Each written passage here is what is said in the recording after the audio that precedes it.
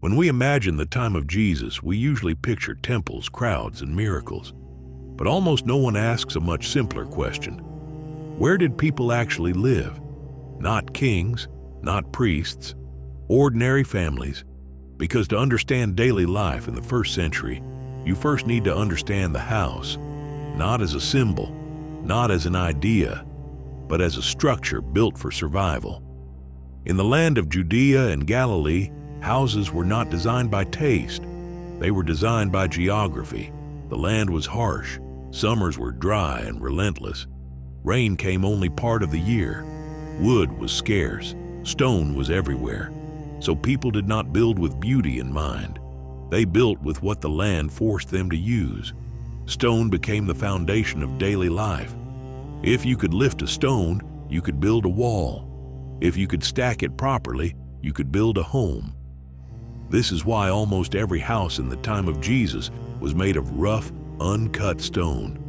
Not polished blocks, not carved marble. Simple stones, stacked by hand, held together with mud and lime. There were no blueprints, no architects, only knowledge passed down through generations. A house was never placed randomly. Villages were usually built on hillsides, not in valleys. Cold air settles low at night. Floodwater follows the same path. Elevation meant safety. Homes were clustered tightly together, often sharing walls. This was not about community, it was about survival. Shared walls reduced exposure to heat and wind. They conserved warmth at night and shade during the day. Privacy mattered far less than endurance. Large exterior windows were rare. Light was controlled. Heat was managed. Protection came first. Construction always began with the foundation, but not like modern foundations. Builders dug only as deep as necessary until they reached solid rock. This detail matters. Jesus referenced this exact building practice when he spoke about a house built on rock, not as poetry, as reality. If a house rested on soil, winter rains would eventually destroy it. A wise builder anchored his home directly into bedrock. Once the foundation was secure, the walls rose slowly. They were thick, sometimes more than half a meter wide, not for strength alone, for temperature.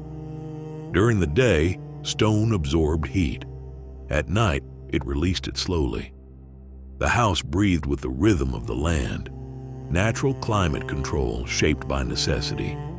Walls were rarely straight. They shifted. They bowed over time. That is why homes required constant maintenance. Cracks were sealed every year. Plaster was reapplied. A neglected wall could collapse, and collapse often meant death. These houses were not built to last forever. They were built to last long enough to shelter a family, long enough to raise children, long enough to survive another season. When Jesus spoke of daily life, he spoke from experience. He knew these walls, these stones, this dust. And when we understand how a house was built, we begin to understand the people who lived inside it. In the next part, we step deeper into the construction itself, the walls, the roof, and the structure that held everything together. Once the stone walls were raised, the most critical challenge remained: the roof. In the time of Jesus, a roof was not decoration, it was engineering. Rain was rare, but when it came violently. A failed roof meant flooding, collapse, and loss of life. This is why roofs were built flat, not because it was fashionable, but because it worked. Large wooden beams were laid from wall to wall. Wood was precious, so beams were reused for generations. On top of those beams, builders placed smaller branches, reeds, and twigs. This formed a dense lattice, but that was not enough. The real protection came next. A thick layer of packed earth was spread on top. Mud, clay, straw, and ash were mixed together by foot. People literally walked on the roof to compress it. That is why roofs had to be maintained constantly. After every heavy rain, cracks formed. Families rolled heavy stone cylinders across the surface, to reseal it. This detail explains something crucial. When the Gospels describe men breaking through a roof to lower a paralyzed man to Jesus, they were not destroying a house, they were removing packed earth, a temporary opening easily repaired. Now step inside the house. The interior was dark. Light entered through a single small opening or through the door itself. Oil lamps burned slowly, their smoke staining the walls black. There was no chimney. Smoke escaped wherever it could. The floor was not stone. It was hardened earth, cool in summer, cold in winter. Furniture was minimal. A few clay jars, low wooden stools, woven mats for sleeping. Beds did not exist as we imagine them. At night, mats were rolled out. In the morning, they were stacked against the wall. Space was reused constantly. But the most surprising detail is this: animals lived inside the house, not always, but often. The lower level of the home was reserved for goats, sheep, or a donkey. This was not sentimentality, it was survival. Animals provided warmth during cold nights. Their presence raised the interior temperature just enough to keep children alive. This explains the reference to a manger, a feeding trough carved from stone inside a family home. Not a barn, not a stable, a living space shared with animals. Above this lower level, often separated by a raised platform, the family slept.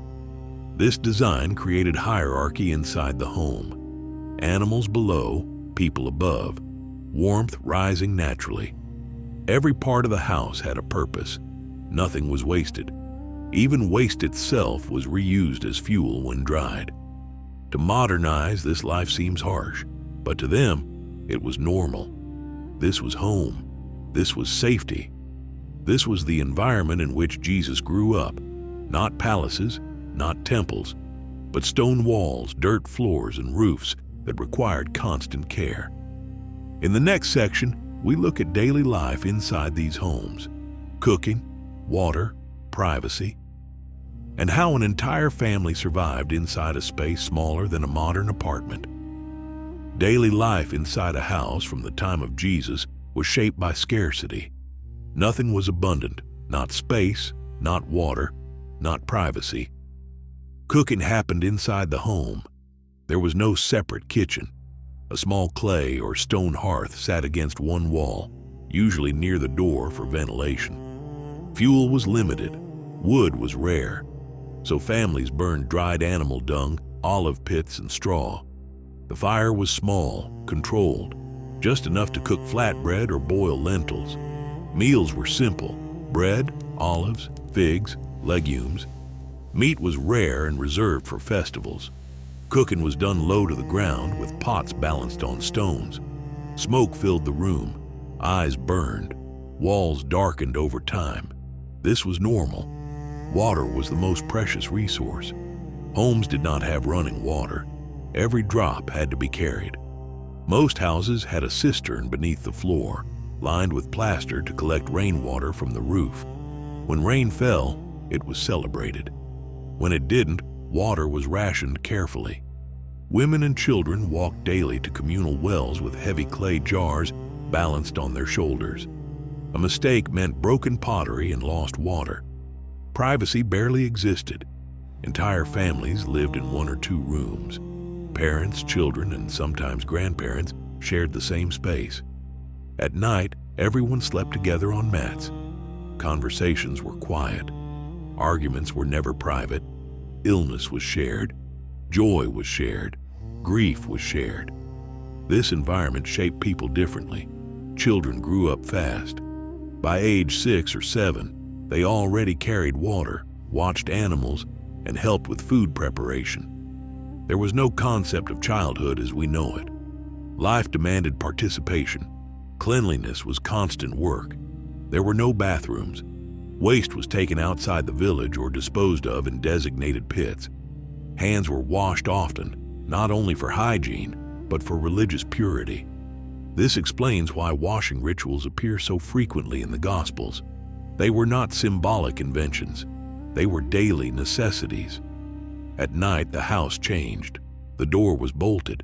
Lamps were lit sparingly to save oil. Outside, darkness was absolute. No street lights, no distant glow, only silence, animals, and wind. Inside, families told stories. Oral tradition mattered. This is how history survived. This is how Scripture was remembered. This is how Jesus learned. Not from books, but from voices, from repetition, from memory. The house was not just shelter. It was classroom, workplace, and refuge. Understanding this changes how we read the Gospels. Because when Jesus spoke of houses, doors, lamps, bread, or roofs, he wasn't using metaphors. He was describing real life, the life everyone listening knew intimately.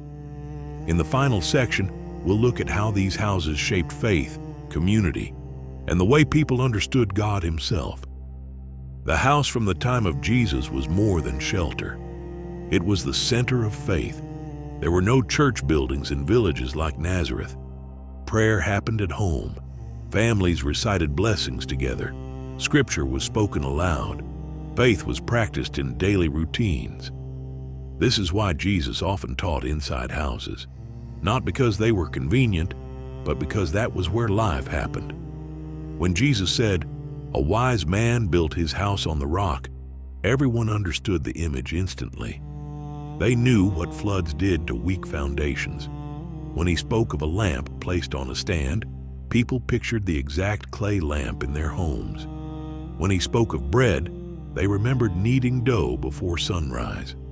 Nothing he said was abstract. Every word came from shared experience. Homes also defined community. Doors stayed open during the day. Neighbors came and went freely. A sick person was never alone. A guest was never ignored. Hospitality was sacred. To refuse shelter was to reject someone's humanity. This is why the story of Mary and Joseph searching for a place to stay is so powerful. It wasn't about comfort, it was about belonging. Even roofs mattered. Flat rooftops were used for prayer, rest, and quiet reflection at night. They were places of solitude. This is why people could lower a paralyzed man through the roof to reach Jesus. It wasn't destruction, it was access. Understanding these homes changes how we read the Bible. Jesus didn't speak in poetry, he spoke in reality. He spoke to people who lived close to the ground, close to one another, and close to survival. Faith was not separate from daily life. It was woven into walls, meals, and shared space. These houses shaped humility. They shaped endurance. They shaped trust. And they shaped a man who would later speak to the world. When we imagine Jesus' life, we should not picture palaces or temples. We should picture a small stone house, low ceiling, shared space, smoke in the air, and voices echoing stories passed down for generations. This was the world where his message was born. And understanding that world brings us closer to understanding him.